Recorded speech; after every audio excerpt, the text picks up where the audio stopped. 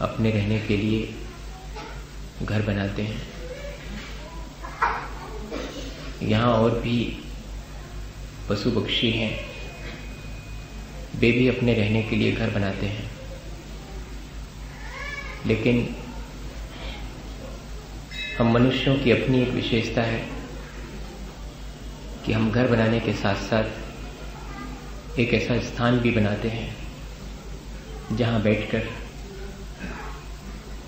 हम अपनी भगवत्ता का स्मरण कर सकें, हम अपने उस परम विशुद्ध स्वरूप का साक्षात्कार कर सकें। और मंदिर या जिनालय ऐसे ही स्थान है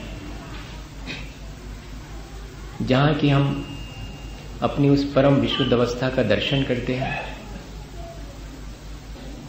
जहाँ बैठ कर के हम अपनी परम विशुद्ध अवस्था का अनुभव करते हैं, भावना पाते हैं कि हम भी उस अवस्था को प्राप्त कर सकें।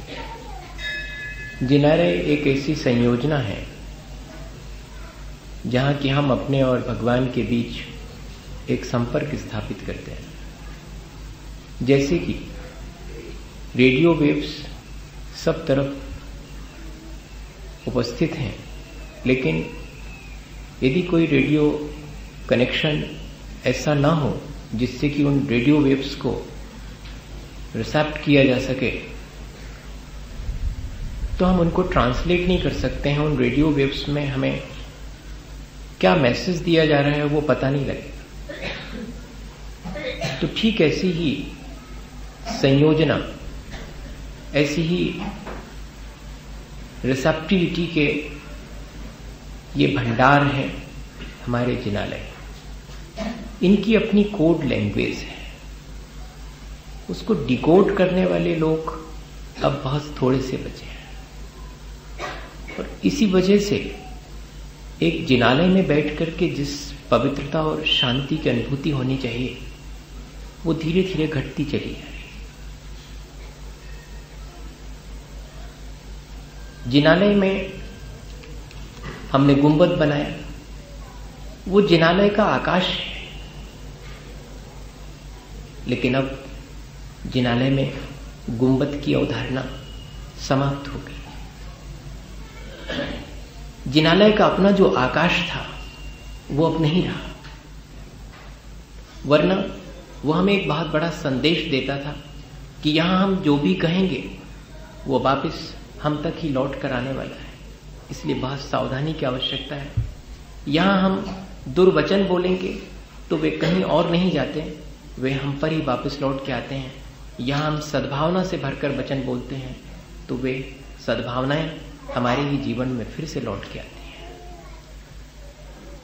मंदिर के या जिनालय के प्रवेश द्वार पर घंटे के द्वारा की गई ध्वनि, जो एक के बाद एक बहुत सारे वर्तुल में परिवर्तित होकर के पूरे मंदिर को पवित्र कर देती है, जो सारी और ध्वनियों को नष्ट करके एक पवित्र ध्वनि से पूरे मंदिर को भरने में सहायक होती थी, वो घंटे की ध्वनि। मंदिर में उपयोग में आने वाली हर चीज, उसका अपना आर्ट, उसका अपना आर्किटेक्ट, एक बहुत व्यवस्थित एक ऐसा स्थान हमने निर्मित किया जो कि हमारी अपनी ऊर्जा को संग्रहित कर सके। इसलिए छोटे छोटे खिड़की दरवाजे जिनसे कि ऊर्जा डिस्चार्ज ना हो सके, जो ध्वनि और मंत्रों के उच्चार से हमने क्षेत्र को ऊर्जावान बना दिया है, वो ऊर्जा नष्ट ना हो सके। ये जिनालय बनाते समय इन सब चीजों का हम लोग ध्यान रखा करते थे। आज शायद वो सब चीजें उतनी महत्वपूर्ण नहीं रही। जिनालय में सब कुछ स्थिर होता था, सब कुछ अवस्थित होता था, वहां कुछ भी प्रकंपित नहीं है। भगवान की मूर्ति पर ध्यान एकाग्र करते हैं, वहां भी स्थिरता है। जो जो चीजें हम मंदिर में एक निश्चित स्थान पर व्यवस्थित करते हैं वे वहीं के वहीं स्थिर रहती हैं। और हमें मैसेज देती हैं कि ऐसी स्थिरता पाने के लिए हम यहां आए हुए हैं। आज की भाषा बदल गई। अगर जिनालय में कोई कार्यक्रम हो रहा है तो उसमें जितनी तेज आवाज होगी उतना सफल कार्यक्रम होगा। अभी कोई व्यक्ति कह रहे थे कि और थोड़े जोर से, और थोड़े जोर से, तब तो मालूम पड़ेगा। शोर करने के बाद मालूम पड़ता है कि कुछ हो रहा है, जबकि बनता चुपचाप है, टूटता आवाज के साथ। जब जब भी कुछ बना है चुपचाप ही बनता है, जब जब कुछ टूटा है तो आवाज ही होती है। ये कॉन्सेप्ट रहा हमारा कि बहुत साइलेंटली जब भी अपने जीवन को हम रिकंस्ट्रक्ट करेंगे तब तब बहुत सबोर एक शांति छा जाएगी और उसमें से कोई एक नई चीज आकार लेगी। जब कोई चीज टूटती है तब वो आवाज देती है। बनते समय कभी कहीं किसी ने आवाज सुनी हो तो मुझे तो नहीं लगता। ये जिनालय हमारे जीवन को रिकंस्ट्रक्ट करने वाले, जहां ध्वनि, कौन सी ध्वनि? मंत्र की ध्वनि। जहां हम जो बोलेंगे वो मंत्र के रूप में बोलेंगे ताकि वो ध्वनि और पूरे मंदिर के वातावरण को पवित्र बना दे।